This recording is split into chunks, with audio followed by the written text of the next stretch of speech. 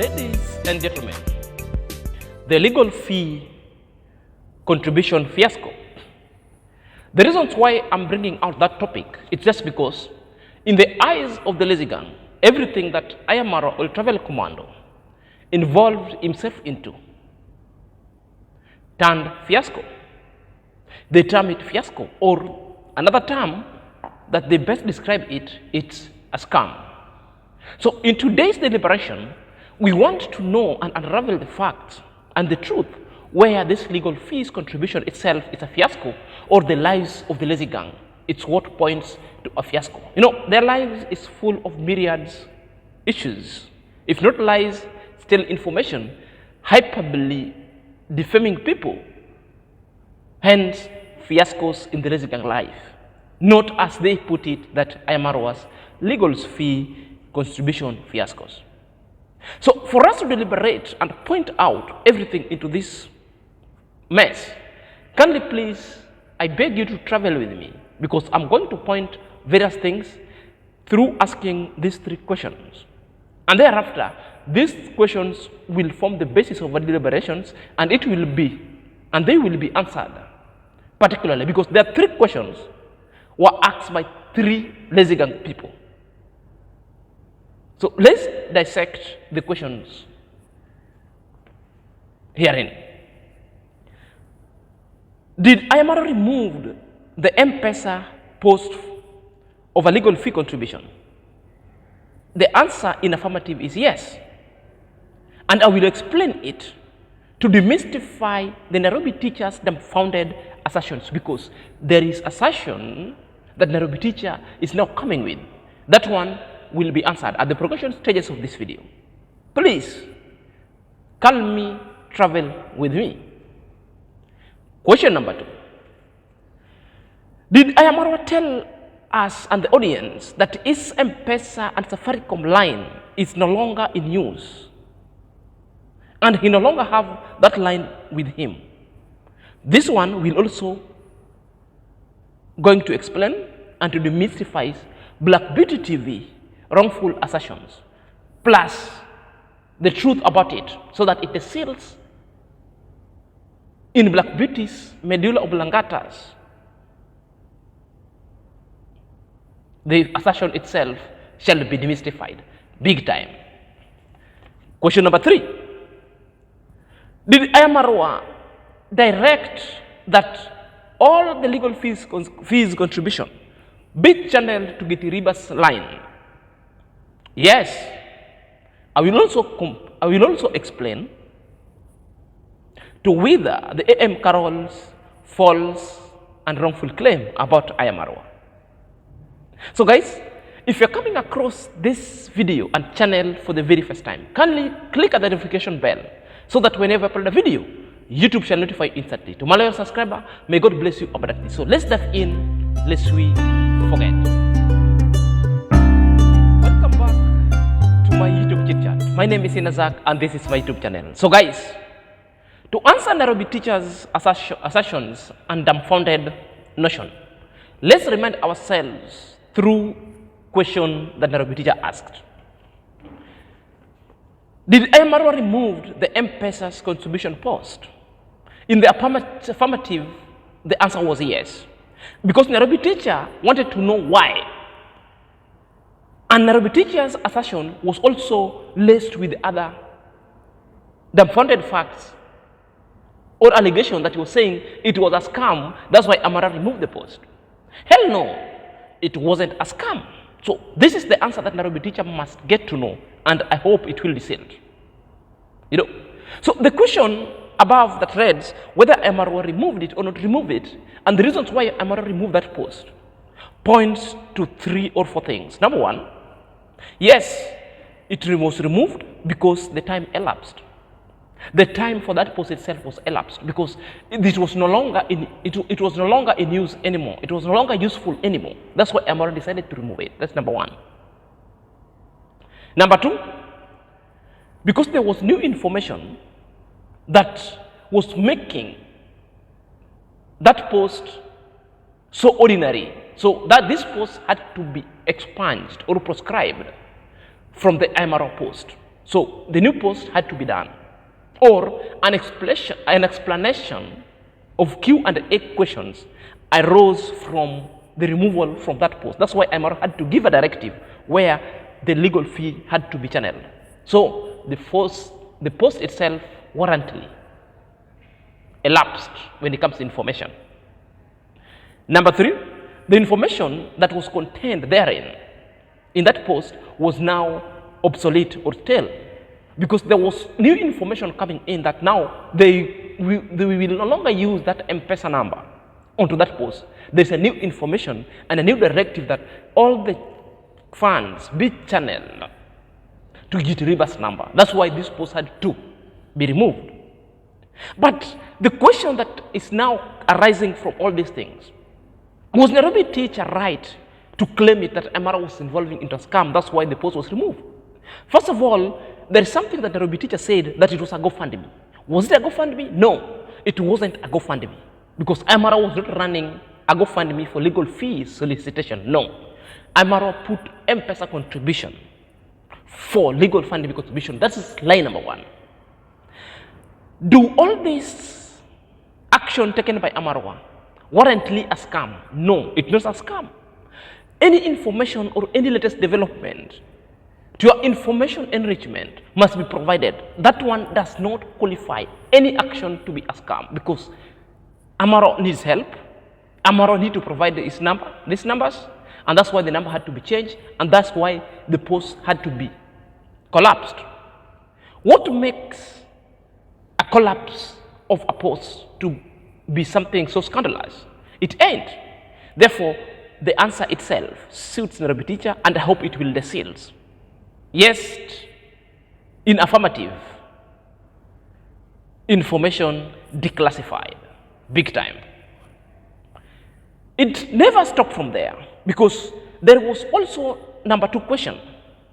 The question itself was asked by Black Beauty. And to answer the Black Beauty, we need to remind ourselves that question number 2. The number 2 question reads, did Marwa tell us that the M-Pesa or Safaricom number he posted and the number that he's having is no longer in use? The number itself is no longer with IAM-Marwa. What is with the IAM-Marwa is the SIM, but the number itself is not in service. Technically means any money that will be sent to that account, it won't go anywhere, it will be there, but IAM-Marwa had to prove the documentation so that this money will be reversed to another number. Are you there? And this is why I told Black Beauty's assertion that we'll explain. You know, Black Beauty has blown it out of proportion. Now Black Beauty is calling IAM-Marwa a scam. There's no way that a service provider could snatch you your line that you own and it sells it. My friend, we have a service provider in our country called Safaricom. There are very many, but the leading one is Safaricom.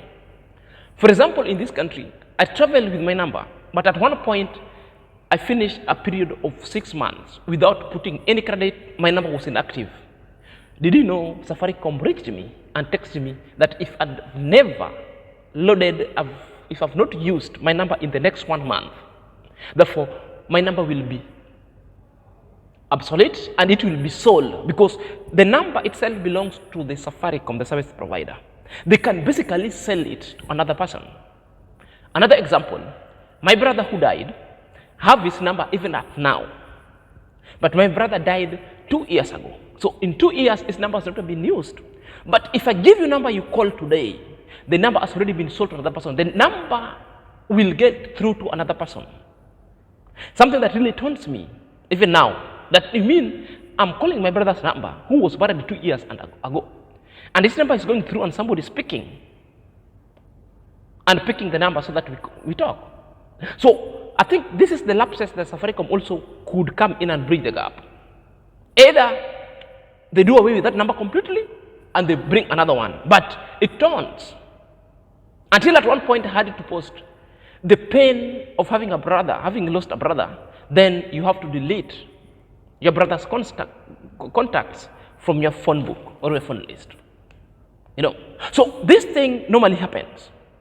So Black Beauty, to answer you, it is not a scam when Safaricom or service provider takes your number and sells it.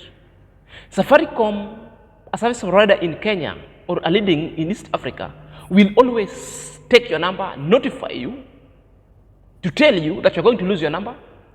Or when your number is already been lost, if you reach them, they will tell you that your number is already been sold, you better acquire another number. Because that one is already been sold to another party and is so active. So it is not a scam. Such kind of issue really calls Black Beauty to be so sensational.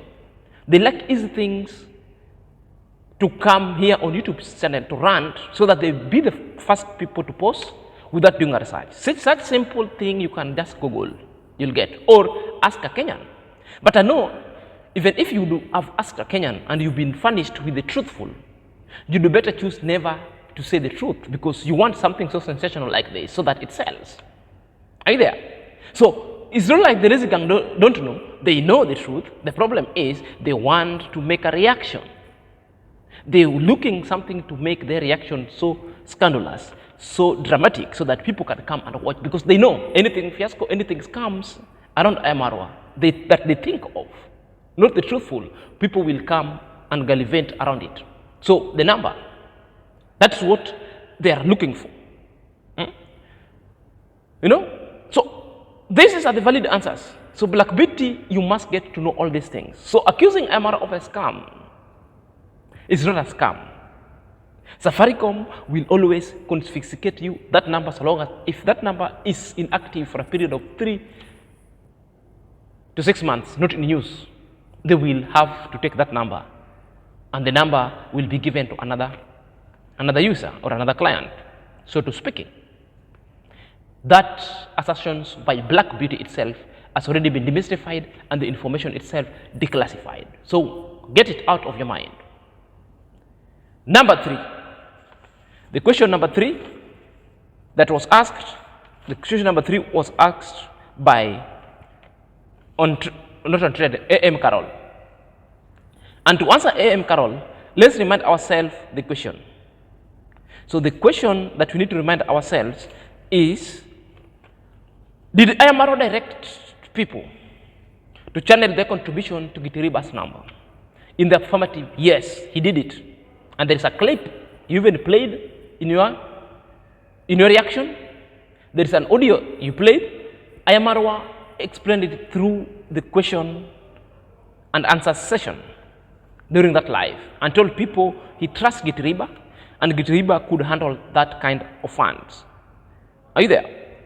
And Amqarol claims was so false that Amqarol started saying that this thing is a scam, is not a just. And now pegging it that why could IAM-Marwa not use the family members? I will explain. I will explain. So to explain all this and also to answer on trading, Gibba numbers was availed for contribution, mainly for the contribution of the legal fees. Is it something wrong if IAM-Marwa decided to avail the friend's Gibba's number for funds contribution? There's nothing wrong about it. There's nothing wrong about it.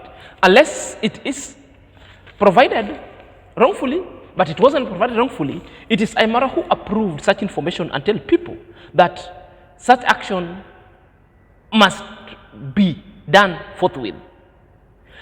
To further answer Amqarol's assertions, because Amqarol was asking this question, why Gibba? Why Gibba? Another question is also, why wouldn't IAM-Marwa use the relatives? I mean, the close family like Congress Mom, Congress Dad, Dimwango, and David Jr., and even the elder sister. I'm going to answer you, because this is where the lazy gang are now reading malice, and there is no malice, because these people love drama. And that's why I'm telling you their lives is full of fiasco. That's why they want to fiasco everything that is surrounding IAM-Marwa. Number one, Gibba is trusted. a long friend of M-Marwa. Gibba is trusted, and Gibba has one time been a close M-Marwa associate. Even at time when M-Marwa was outside, Gibba was the one that was in charge of the responsibility of taking care of M-Marwa's villa. So M-Marwa trusts Gibba. It's only a friend who trusts you who will vote for you. So that level of trust, it's stardom. Kudos Gibba. And this one explains. So what's really wrong if M-Marwa gives Gibba's number, who is so trusted for money to be contributed? Does that one warrant a scam? No. It's only to the lazy gang reading. Number two, Gibba is a loyal friend and a trusted friend. Has never betrayed M-Marwa, and I still think that M-Marwa trusts Gibba, that Gibba will never betray him. And that's why it reached a level where M-Marwa could vote for him for the house to be built, and again M-Marwa could easily avail his number, Gibba's number, for such kind of legal fee to be contributed to. The question that also the lazy gang are asking, that's Amqarol. Why not M-Marwa's family? And when we talk of M-Marwa family hearing, we mean, why not Congress dad, Congress mom, Dimwango, David Jr., and the sisters? To answer you straight away, M-Marwa family has a lot of the things going on. They've been occupied themselves with a lot of things that are going on that they never want to be bagged with a lot of other projects. I think this is the question that really answers the lazy gang, because they couldn't see. They always see all these things. Are you there? So these issues concerning M-Marwa, the issue never concerns David Jr., Dimwango, Congress mom, Congress dad, and the sisters. It's the issue revolving around M-Marwa. So it's better M-Marwa handles his issues alone, more so when it comes to financially. Let's break it down. Why the funds couldn't be given David Jr., or why David Jr.'s number couldn't be availed? One, David Jr. has a lot of preoccupation, building and construction, and is handling a lot of several funds towards his contribution. Therefore, adding him more of the funds sometimes could be a tall order. So this is the parameters, perhaps, that M-Marwa saw that it couldn't work. Maybe they were rich, and this was the explanation. Number two, Congress mom, too much busy in the school, house call, needed to do 1, 2, 3, 4, 5, and things. Therefore, the level of confirmation that somebody has contributed or not sometimes also could be a tall order. So preoccupation here, there. Congress dad, ever busy. Sometimes walks around, going to the farm, busy with his all errands.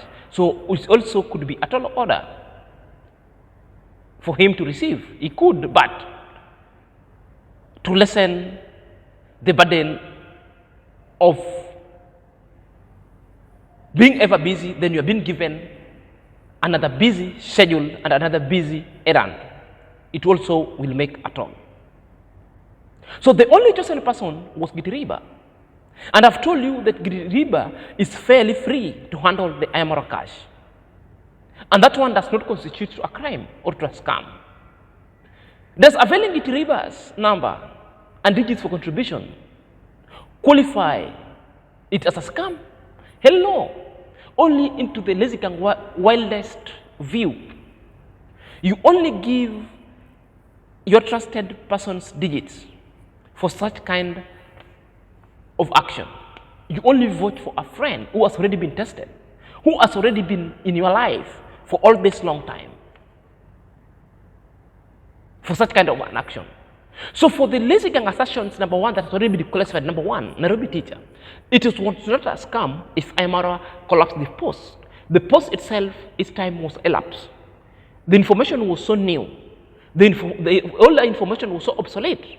Therefore, the alternative number and directive was given really warrants the post to be collapsed. Information take, and Nairobi's information and wrongful accusation is declassified. Get it desilted. Number two, BlackBeauty came in and asked assertions and start calling M-Marwa being a scam. Despite the fact that M-Marwa told us that his number is no longer in service. You'll send number, the money will get into suspended in suspense account, but the number has already been sold. Yes, Safaricom's number and the service provider in Kenya always do that. More so when your number is not inactive for a longer period of time. Your number will get sold to another service provider, another client who will use it, because the same card does not belong to you. It's a property of Safaricom service provider. If you've taken so long not using it, they will better confiscate and sell it. I think this is what might have happened to IAM-Marwa. So there is no kind of a scam.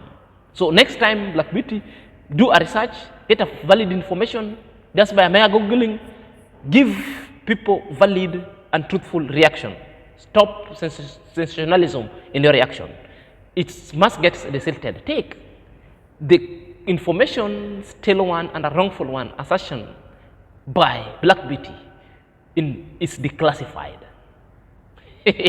Number 3, on trending, not on trending, Amqarol, there is nothing wrong when Amqarol had to veil Gitiriba's number, his friend numbers. Mainly thing is trusted Gitiriba, because Gitiriba is loyal and trusted. You know, that is it. The reasons why Amqarol couldn't give, or maybe Amqarol reached, and these people, the members of the family, are preoccupied with other things. Dimwango is so busy. The Vijuna is so busy with construction. Congress dad and mom are so busy. So adding them this kind of huge activity itself, it would be at all order. It was better run by a separate person, none other than Amqarol, because Amqarol also find that now it could no longer receive funds because the number is no longer in use. Therefore, alternative number was provided to lessen also the activity. Gitiriba is fairly free and could handle such kind of cash and action going forward. So there is nothing wrong when such kind of a number is given. A trusted friend doesn't warrant or constitute a crime or a scam as you people would want it. So the information, false information, that is more of myths, has got no standard background from Amqarol has already been declassified. The truth, valid answer and question is no crime constitute when you trust a friend and avail his number and give an alternative for such kind of an action to be done. Until next time, this is Senior Zach. So let me know your thoughts and your opinion at the comment section.